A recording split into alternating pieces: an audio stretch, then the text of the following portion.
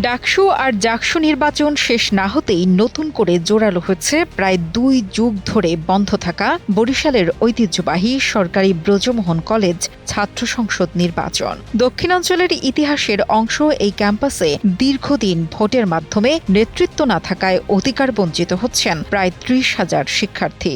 ডাকসু নির্বাচন তো আসলে আমাদের অধিকার, বিশেষ করে হচ্ছে আমাদের ছাত্রছাত্রীদের জন্য আরো বেশি।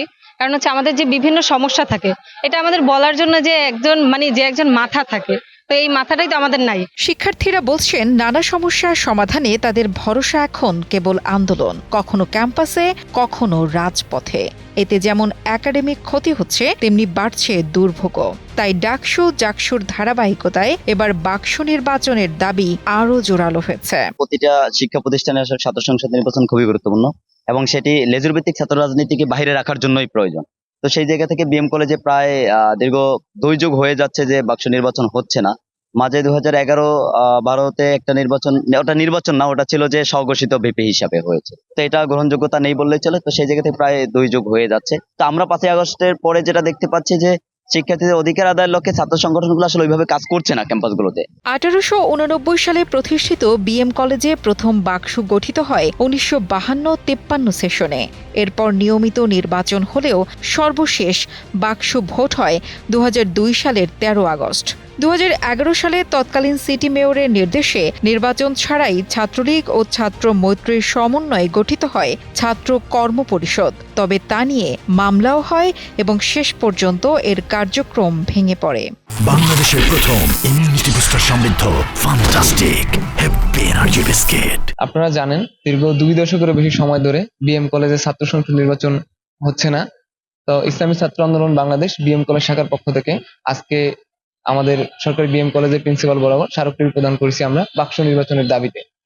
তো আমাদের বাকসু নির্বাচন দেখা যায় একটা ক্যাম্পাসে ছাত্র সংসদ নির্বাচনের মাধ্যমে ছাত্র প্রতিনিধি তৈরি হয়।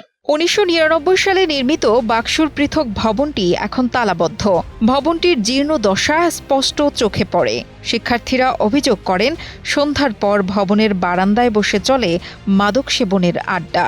এছাড়াও বাকসুর নামে তোলা অর্থেরও সঠিক হিসেব নেই বলে প্রশ্ন তুলেছেন অনেকে। এটা আমাদের সাধারণ শিক্ষার্থীদের অধিকার। বর্তমানে সব থেকে বড় সংকট আমি মনে করি বিএম কলেজে বাকসু নির্বাচন দরকার, আর বাকসুর যে বিভিন্ন কার্যক্রম করা দরকার, ইভেন রোড ম্যাপ ঘোষণা করা দরকার। তবে 24-এর গণ অভ্যুত্থানের পর ক্যাম্পাসে চলছে সহ অবস্থানের রাজনীতি। শিক্ষার্থীদের দাবি টেকসই সমাধান ও গণতান্ত্রিক চর্চার জন্য বাকসুর বিকল্প নেই। বাকসু নির্বাচনের ব্যাপারে আমাদের দৃষ্টিভঙ্গি অত্যন্ত ইতিবাচক। মনে করি যে আজকে যারা ছাত্র তারাই আগামী দিনের দেশের কান্ডারি। বাকসু নির্বাচনের মাধ্যমে মূলত সেই ছাত্র নেতৃত্ব বেরিয়ে আসে। এই জন্য আমি মনে করি যে বাকসু নির্বাচন হওয়া দরকার। এখন সেক্ষেত্রে আমাদের বিভিন্ন যে যারা অংশীজন আছে তাদের সঙ্গে আমরা মত বিনিময় করছি। ছাত্রদের পক্ষ থেকেও দাবি আসছে। তা আমরা এখন ছাত্র নেতৃবৃন্দ, এরপরে স্থানীয় প্রশাসন, আইন শৃঙ্খলা রক্ষাকারী বাহিনী এবং ছাত্র নেতৃবৃন্দের যারা প্যারেন্ট সংগঠন আছে তাদের সঙ্গে যোগাযোগ করে আমরা মোটামুটি ঐক্যমতে পৌঁছতে পারলেই আমরা যত দ্রুত সম্ভব দক্ষিণাঞ্চলের অন্যতম ঐতিহ্যবাহী শিক্ষাঙ্গন বিএম কলেজের শিক্ষার্থীরা তাই এখন তাকিয়ে আছেন প্রশাসনের সিদ্ধান্তের দিকে। কবে হবে বাকসু নির্বাচন, সেটাই এখন সময়ের সবচেয়ে বড় প্রশ্ন।